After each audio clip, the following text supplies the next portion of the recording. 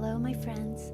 I'm starting a new series of monthly vlogs as a way for me to document my experiences and capture specific memories that I can look back on later. Come journey and discover life with me during the month of May in Singapore.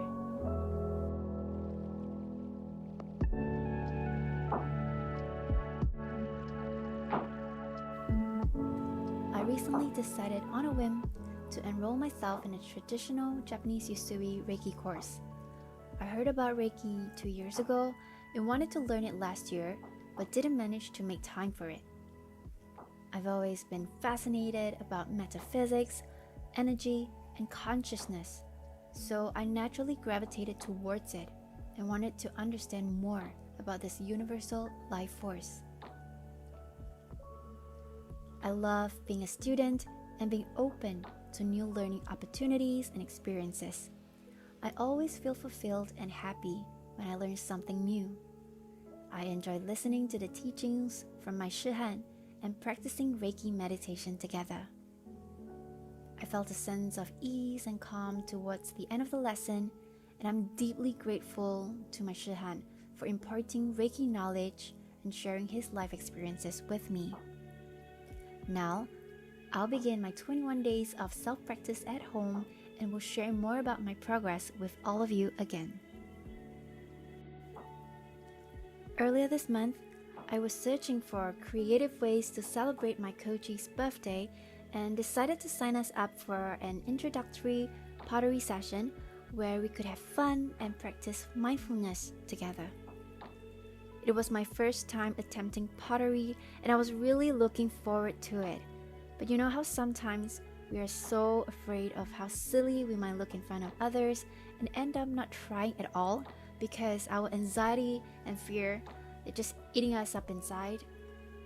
These days, I'm learning to embrace that little bit of fear and discomfort and have courage to try and keep trying till I get it right.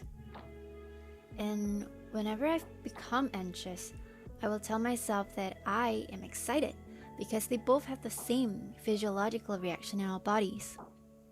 Elevated heart rate, butterflies in the tummy, sweaty palms.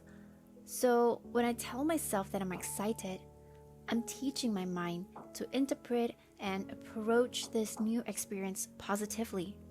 I don't allow my mind to criticize or berate me and learn to praise myself instead. So as I was learning the steps to mold the clay, I approached the task with openness and eagerness.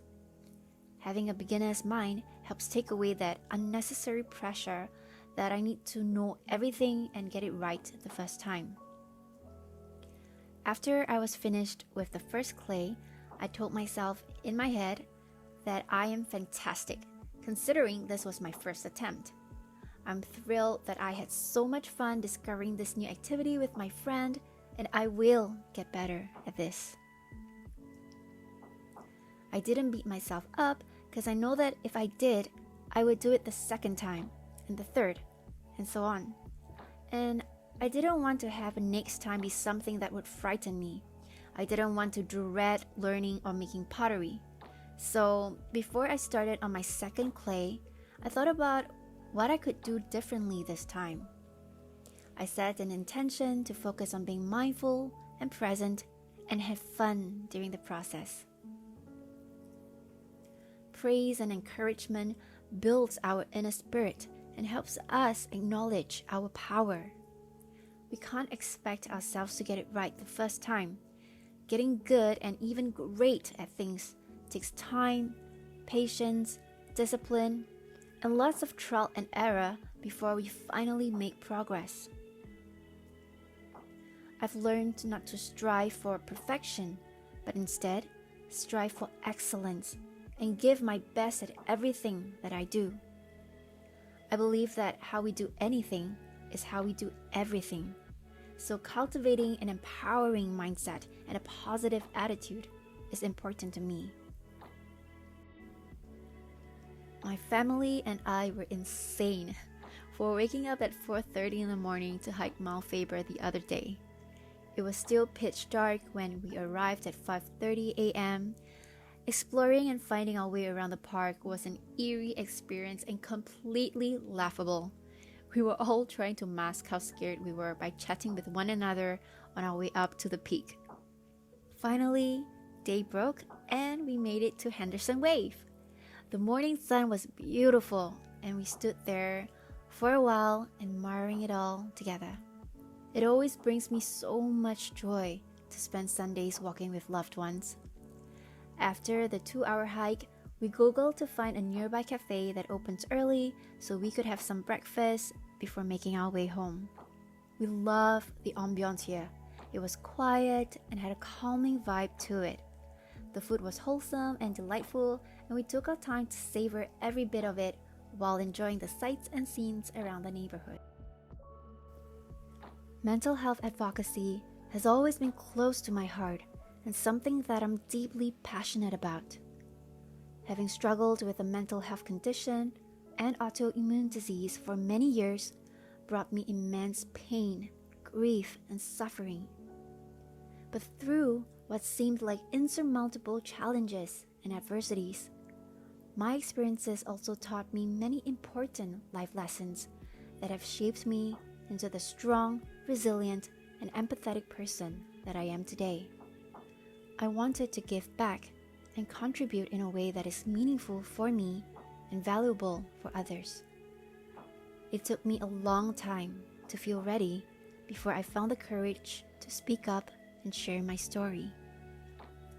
I've been working with the Institute of Mental Health Singapore for 2 years now, and it's the first time I'm lending my voice and sharing my experiences in front of a live audience.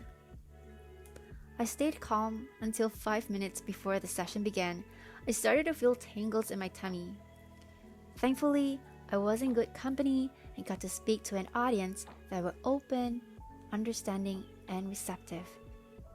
The sharing session ended beautifully with lots of questions from the audience, and I'm so grateful I got to meet the IMH team who made this such a successful event, as well as Nawira and Sumaya, amazing individuals who made me feel comfortable and safe in their presence during the sharing. Thank you so much for watching till the end of this video. It means a ton that you are here. Sending you lots of light and love, and I'll see you on the next one. Bye!